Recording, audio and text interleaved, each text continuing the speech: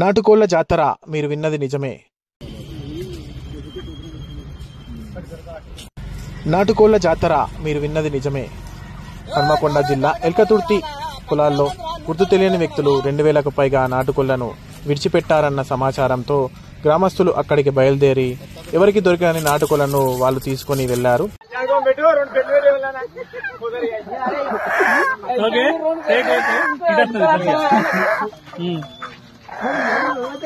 ఇదిలా ఉండగా వైద్యశాఖ అధికారులు వాటి ఆరోగ్య పరిస్థితి తెలియకుండా వాటిని ఎవరూ తినవద్దని సమాచారం ఇచ్చారు. ప్రాథమిక వైద్య పరీక్షల్లో నాటుకోళ్లు ఆరోగ్యంగానే ఉన్నట్టు తెలిసింది. ఇప్పుడు దొరికింది ఎవరు చెప్పింది?